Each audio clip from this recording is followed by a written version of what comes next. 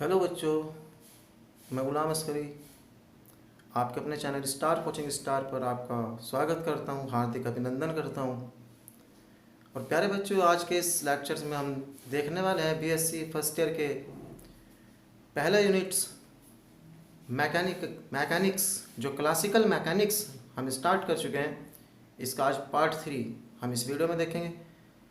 और last lecture में हम फ्रेम ऑफ रेफरेंस निर्देश तंत्र के प्रकार ये पढ़ चुके थे। प्यारे बच्चों, निर्देश तंत्र दो प्रकार के थे, एक जड़त्वीय और एक अजड़त्वीय निर्देश तंत्र। आज लेक्चर को उसी से आगे से स्टार्ट करते हैं और आज का टॉपिक है गैलीलियन रूपांतरण। देखिए, बीएससी फर्स्ट ईयर में गैलीलियन रूपांतरण एक बेहद इम्पोर्टेंट टॉपिक है। एग्जाम में पूछ सकता है कि गैलीलियन रूपांतरण समीकरण क्या होता है। तो सबसे पहले हम देखेंगे गैलीलियन रूपांतरण या गैलीलियन रूपांतरण समीकरण। देखिए, गैलीलियन रूपांतरण से ही गैलीलियन रूपांतरण समीकरण हमें प्राप्त होंगी। तो पहले बच्चे, सबसे पहले हमें देखना होगा गैलीलियन रूपांतरण क्या होता है। देखिए, किसी एक फ्रेम ऑफ रेफरेंस, किसी एक निर्देश तंत्र के निर्देशांकों को दूसरे निर्देश तंत्र के निर्देशांकों में बदलना, यही क्या कहलाता है गैलीलियन रूपांतरण। फॉर एग्जाम्पल, मैं आपका एग्जाम्पल से क्लियर करता हूं। ये एक फ्रेम ऑफ रेफरेंस है एक्स, वाई और जेड। दूसरा frame of reference x dash, y dash और जेड डैश है। और यहां पर इस फ्रेम ऑफ रेफरेंस के इस स्थान पर किसी वस्तु के या किसी पार्टिकल या किसी कण के जो निर्देशांक है वो एक्स डैश, वाई डैश और जेड डैश है इस पी पार्टिकल पर। अब इन एक्स डैश, वाई डैश और जेड डैश को रूपांतरित करना है, परिवर्तित करना है इस फ्रेम ऑफ रेफरेंस के निर्देशांकों में। अर्थात इसके निर्देशांक होंगे यहां से एक्स, वाई और जेड। तो गैलीलियन रूपांतरण क्या होता है? अगर क्वेश्चन आ जाए गैलीलियन रूपांतरण होता क्या है, तो प्यारे बच्चों, किसी एक निर्देश तंत्र के निर्देशांकों को दूसरे निर्देश तंत्र के निर्देशांकों में बदलना, या दूसरे निर्देश तंत्र के निर्देशांकों को पहले निर्देश तंत्र के निर्देशांकों में बदलना। ये निर्देशांक होता है बेटे, ये जो है ना, ये है निर्देशांक। और ये क्या है? ये है फ्रेम ऑफ रेफरेंस, ये है निर्देश तंत्र। तो इस निर्देश तंत्र के ये निर्देशांक है, इन्हें इस निर्देश तंत्र के निर्देशांक में बदलना, या फिर इसके जो निर्देशांक होंगे इस निर्देशांकों को इस फ्रेम ऑफ रेफरेंस, इस निर्देश तंत्र के निर्देशांकों में चेंज करना, परिवर्तित करना, रूपांतरित करना, यही क्या कहलाएगा? हमारा गैलीलियन रूपांतरण। तो प्यारे बच्चों, गैलीलियन रूपांतरण की मैंने परिभाषा आपको बता दी, आप इसे नोट कर लेना। अब हम स्टार्ट करते हैं गैलीलियन रूपांतरण समीकरण। देखिए, गैलीलियन रूपांतरण समीकरण।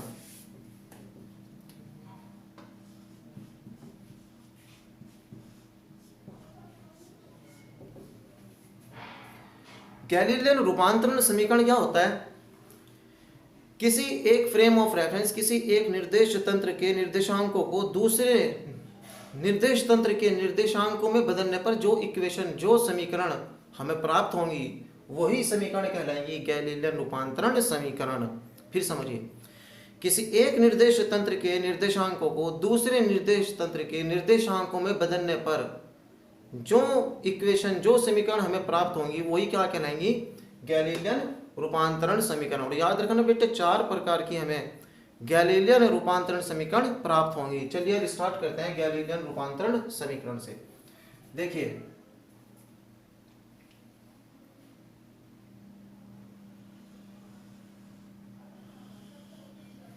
एक फ्रेम ऑफ रेफरेंस है एक्स, वाई और जेड। एक और फ्रेम रेफरेंस है, ये एक्स हो गया।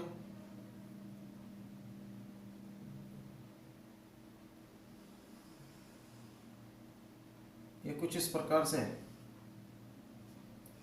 ये एक्स डैश, वाई डैश और जेड डैश। यहां पर इसका मूल बिंदु बेटे ओ है, ओ डैश है, और इसका मूल बिंदु ये ओ होगा।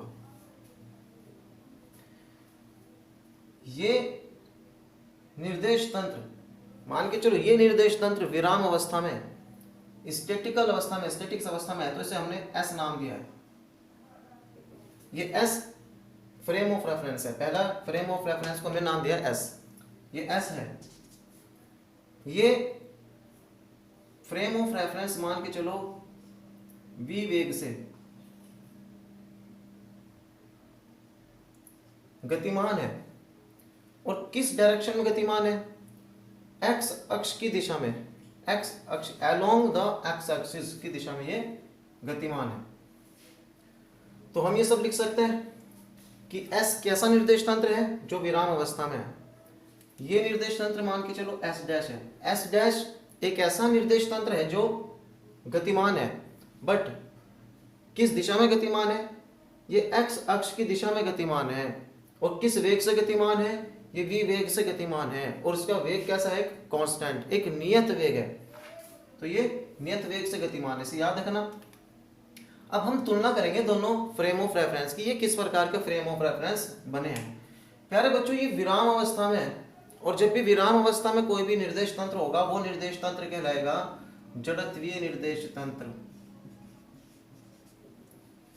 ये एस जो निर्देश तंत्र है, जड़त्वीय है विराम अवस्था में, क्योंकि कंडीशन क्या थी जड़त्व की? बाह्य बल 0, v 0 और त्वरण 0। अगर ये पाए जाते हैं तो फ्रेम ऑफ रेफरेंस कैसा होता है हमारा? जड़त्वीय, इनर्शियल फ्रेम ऑफ रेफरेंस। और नॉन इनर्शियल अर्थात अजड़त्वीय, इसका जस्ट ऑपोजिट होता है।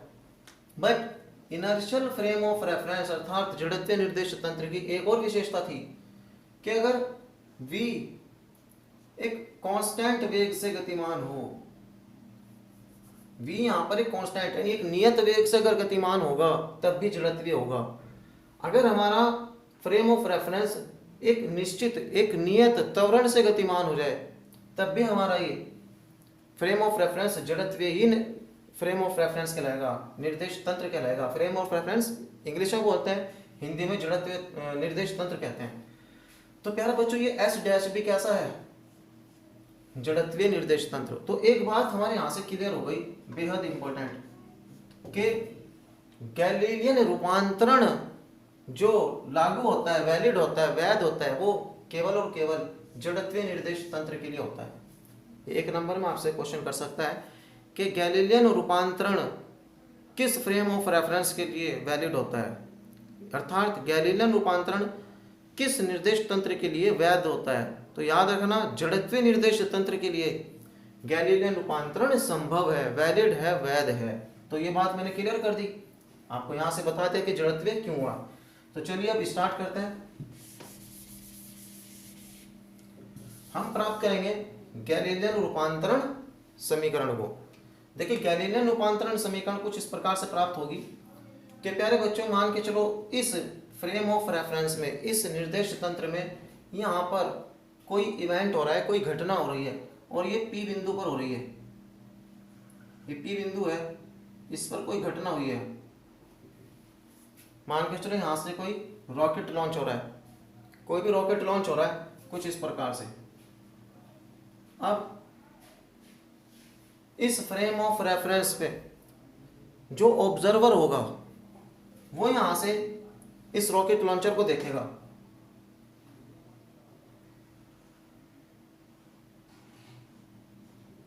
ये ओ डैश इस रॉकेट लॉन्चर की स्थिति को देखेगा, तब उसे निर्देश तंत्र के निर्देशांक मिलेंगे एक्स डैश, वाई डैश और z dash. X dash, y dash और जेड डैश। और साथ में एक और निर्देश तंत्र के निर्देशांक होता है बेटा, उसे कहता है टी, टाइम के लिए। सेम इसी घटना को यहां से ये ऑब्जर्वर, पहला ऑब्जर्वर ओ, ये भी देख रहा है, बट होता क्या है इसके लिए, इसे यह घटना जो रॉकेट लॉन्च यहां से हो रहा है उसके निर्देशांक प्राप्त होंगे एक्स, वाई, जेड और समय के लिए टी निर्देशांक। तो इस प्रकार से ये 4 निर्देशांक दोनों ही ऑब्जर्वर के लिए होंगे। अब इन्हें रूपांतरित करेंगे हम, देखिए किस प्रकार से। प्यारे बच्चों, मान के चलो ये v वेग से गतिमान है और किसी समय ये फ्रेम ऑफ रेफरेंस इस पर ओवरलैप था। किस प्रकार से, देखिए चित्र के अनुसार समझिए।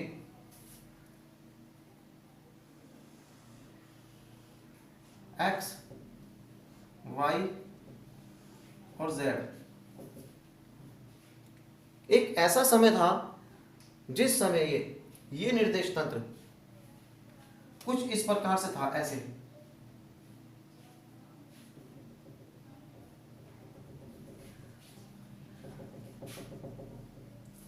अर्थात ये एक्स डैश, वाई डैश और जेड डैश।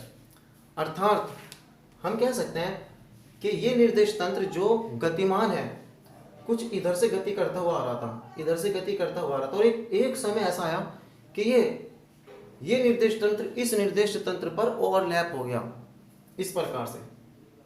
वो समय, मान के चलो वो समय था t बराबर 0। हम वो मान के चल रहे वो समय t बराबर 0 था जब दोनों निर्देश तंत्र केवल एक ही स्थान पर स्थित थे, कुछ इस प्रकार से जो मैंने चित्र में दर्शाया। बट होता क्या है, ये जो एक्स डैश, वाई डैश और जेड डैश निर्देश तंत्र है बेटे, ये तो आगे की ओर गतिमान है और ये निर्देश तंत्र वहीं पर स्थित है। अब यह v वेग से गतिमान है और ये v वेग से गतिमान होकर यहां पर पहुंच गया है। तो प्यारे बच्चों, मान के चलो से यहां तक आने में t समय लगा है, कुछ तो समय लगेगा यहां से यहां तक आने में। तब ये जो दूरी होगी, अर्थात ये निर्देश तंत्र x डैश, y डैश और z डैश पहले निर्देश तंत्र से कुछ इतनी दूरी पर आया है। किस वेग से आया है? v वेग से आया है। कितने समय बाद आया? t समय बाद आया। तो कितनी दूरी तय करी है वो, कितनी दूर इससे पहुंच चुका है? देखिए सूत्र होता है चाल बराबर दूरी बटे समय, और दूरी बराबर क्या होती है? चाल गुना समय। तो यहां से दूरी कितनी हो जाएगी? v गुना t, v गुना t। तो कुछ इस प्रकार से हमने इस प्रकार का ये इक्वेशन बनाई है। अब देखिए, मान के चलो इस ऑब्जर्वर O से जहां पे ये घटना हो रही है, P बिंदु पे हो रही है ना, इसकी दूरी x है। बिंदु O से जो घटना हो रही है x अक्ष के अलोंग ये कुछ दूरी कितनी है? x।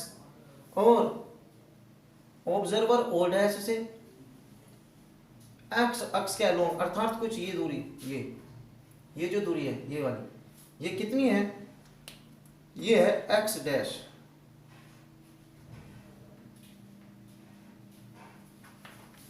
ये हमारी x डैश होगी। बस इतना सा आपका एक डायग्राम है और इसी से हमारी निकल जाएंगी गैलीलियन रूपांतरण समीकरण। देखिए गैलीलियन रूपांतरण समीकरण हम किस प्रकार से प्राप्त करेंगे? 4 प्रकार की हमें गैलीलियन रूपांतरण समीकरण प्राप्त होगी बेटा। सबसे पहली x डैश, दूसरी y डैश, तीसरी z डैश, चौथी t डैश। लेकिन ये जो x dash, y dash, z dash और t डैश रूपांतरण समीकरण हमें प्राप्त हो रही है, वो किस फिगर के लिए, किस फ्रेम ऑफ रेफरेंस के लिए प्राप्त होगी? s डैश के लिए। तो हम यहां से लिख भी सकते हैं के एस डैश निर्देश तंत्र के लिए ये समीकरण होगी कुछ इस प्रकार से। और ये चार समीकरण ही कहलाएंगे गैलीलियन रूपांतरण समीकरण। ये जो आप मान प्राप्त करोगे किसके लिए, एस डैश निर्देश तंत्र के लिए। देखिए अब सोल्व करते हैं इससे, हमें वैल्यू प्राप्त करनी है बेटे एक्स डैश की। देखिए एक्स डैश यहां से ये है ना, कंप्लीट टोटल डिस्टेंस कितनी है x, और इसमें से भी x में से vt ये है, तो ये कितनी बचेगी। देखिए कुछ इस प्रकार से यहां से समझिए, ये दूरी टोटल x है और यहां से यहां तक की दूरी x डैश है। देखिए टोटल दूरी x, ये x डैश है, अर्थात कुछ ये यहां से यहां तक की दूरी x डैश है, और जस्ट इससे पहले की दूरी देखो ये और ये दूरी, ये कितनी है, vt है। हमें मान प्राप्त करना है बेटा जी x डैश का, तो हम क्या करेंगे, इस कंप्लीट x में से अगर ये vt को घटा दें, vt को घटा दें कंप्लीट x में से, तो वैल्यू हमें केवल ये प्राप्त होगी x डैश की। तो इस इक्वेशन से हम बना सकते हैं कि x कंप्लीट x में से अगर ये vt घटा दूं तो जो वैल्यू हमें प्राप्त होगी ये x डैश की होगी। और यही बेटे गैलीलियन रूपांतरण समीकरण है। पहली गैलीलियन रूपांतरण समीकरण x डैश के रूप में हमें ये प्राप्त हो गई है, किस इस प्रकार के डायग्राम से। अब y डैश की वैल्यू हमें प्राप्त करनी होगी वो गैलीलियन रूपांतरण समीकरण के रूप में। देखिए y डैश का मान कितना होगा, y डैश का मान होगा y, z डैश का मान होगा z, और t डैश का मान होगा t। अब आप कहोगे सर ये क्या कंडीशन हुई, भैया ये कंडीशन ये हुई, गति जो कर रहा है वो x अक्ष के अलोंग कर रहा है, x अक्ष की दिशा में कर रहा है। ये फ्रेम ऑफ रेफरेंस गति कर रहा है x अक्ष की दिशा में, इसलिए इसने दूरी ये जो तय करी है vt दूरी करी है। यहां से तो कुछ भी दूरी इसने तय ही नहीं करी। ऐसा नहीं है कि फ्रेम ऑफ रेफरेंस कुछ इस प्रकार से भी चल रहा है। चलो मैं चित्र से समझा देता हूं। भाई एक फ्रेम ऑफ रेफरेंस ये है और एक फ्रेम ऑफ रेफरेंस ऐसे तो है ही, प्लस ऐसे भी आगे की ओर बढ़ रहा है। तब हम कह सकते हैं कि वाई अक्ष की दिशा में भी गति कर रहा है, बट ऐसा कुछ नहीं है। चित्र के अनुसार हमने दिखाया कि केवल एक्स अक्ष की ही दिशा में गतिमान है ये S dash frame of reference. जब ये इस दिशा में गतिमान ही नहीं है तो वाई डैश किसके इक्वल हो जाएगा, वाई के। जेड डैश किसके इक्वल हो जाएगा, जेड डैश। तो हम ये कह सकते हैं कि वाई डैश और जेड डैश के अलोंग गतिमान ही नहीं है, इसलिए ये इक्वल होंगे। बट सवाल आता है ये कि सर ये टी डैश और टी कैसे इक्वल होगा, ये टी डैश और टी क्या होता है ये समझिएगा, बस सबसे मेन पॉइंट यही है बेटे। देखिए टी डैश और टी कुछ इस प्रकार से है, मान के चलो एक फ्रेम ऑफ रेफरेंस आपका ये है एक्स, वाई और जेड। दूसरा फ्रेम ऑफ रेफरेंस ये है x dash, y dash, z dash. इसे मैंने ऊपर इसलिए दिखाया ताकि दिख जाए, नहीं तो ये बिल्कुल सेम इसी पे ओवरलैप हो रहा है। देखिए प्यारे बच्चों, जिस टाइम ये ओवरलैप हुआ उस समय t बराबर मान के चलो 0 था। इसके पास भी एक टाइमर था, एक घड़ी थी, और यहां पर भी एक टाइमर, एक घड़ी थी। जिस समय दोनों फ्रेम ऑफ रेफरेंस ओवरलैप कर रहे थे, जिस समय दोनों ही फ्रेम ऑफ रेफरेंस ओवरलैप कर रहे थे, मान के चलो उस समय कोई भी एक निश्चित समय था, हमने t बराबर 0 मान लिया।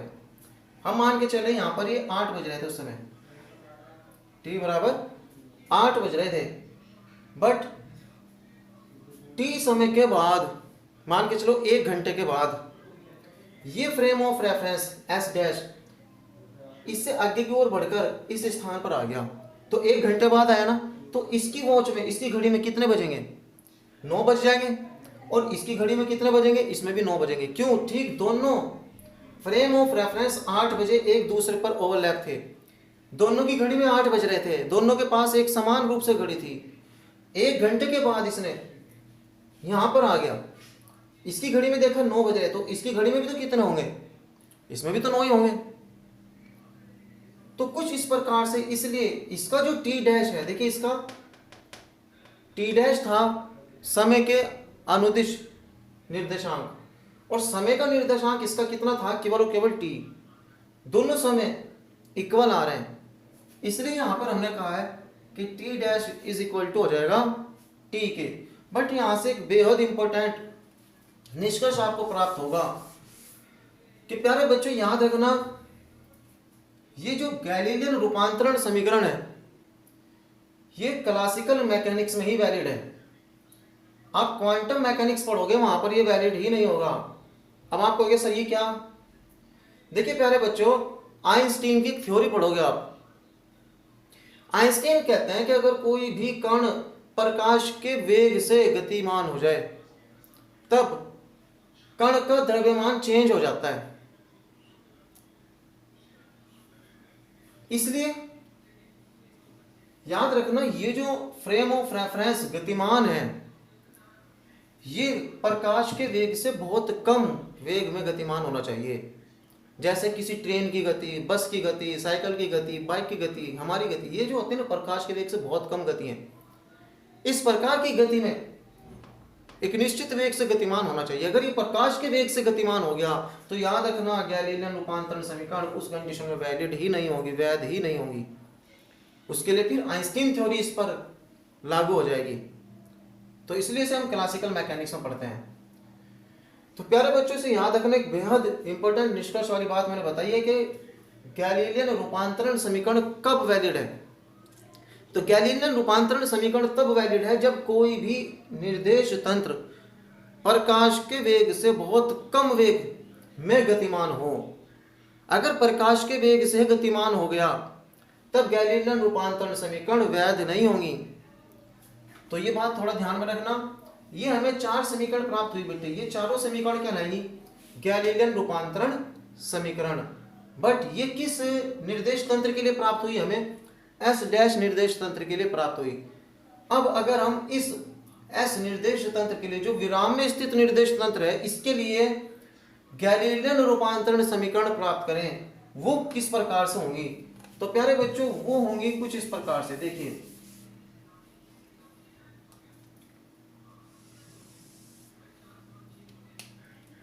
एस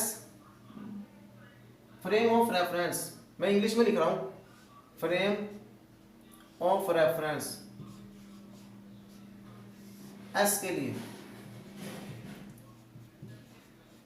अर्थात निर्देश तंत्र एस के लिए जो विराम अवस्था में था, इसके लिए गैलीलियन रूपांतरण समीकरण क्या होंगी बेटे? इसके लिए होंगी एक्स डैश की जगह एक्स हो जाएगा, वाई डैश की जगह y हो जाएगा, z डैश की जगह z हो जाएगा और t डैश की जगह t हो जाएगा। अब इनकी वैल्यू जो हमें प्राप्त होंगी ये s के लिए होंगी। अब देखिए कुछ इस प्रकार से होंगी। अब हमें x की वैल्यू ज्ञात करनी है, x की वैल्यू ज्ञात करनी है। तो ध्यान से देखिए x क्या है? vt plus x dash. तो हम कह सकते हैं x डैश प्लस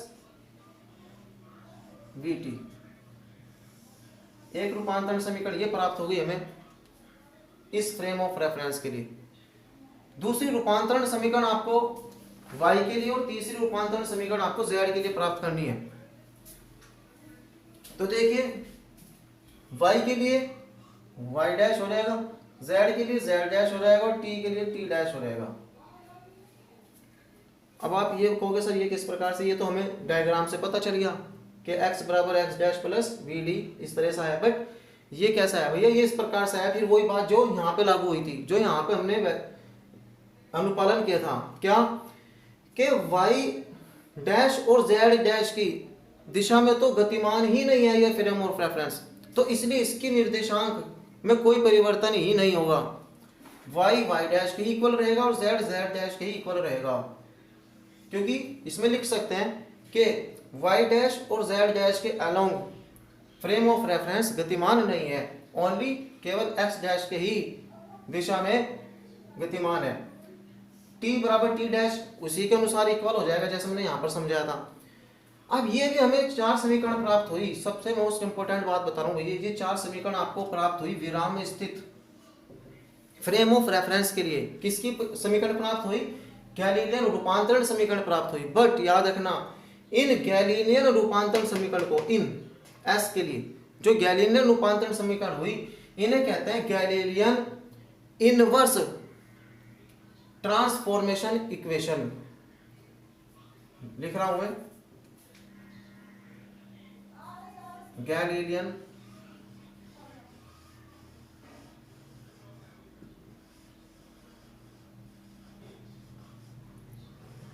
इनवर्स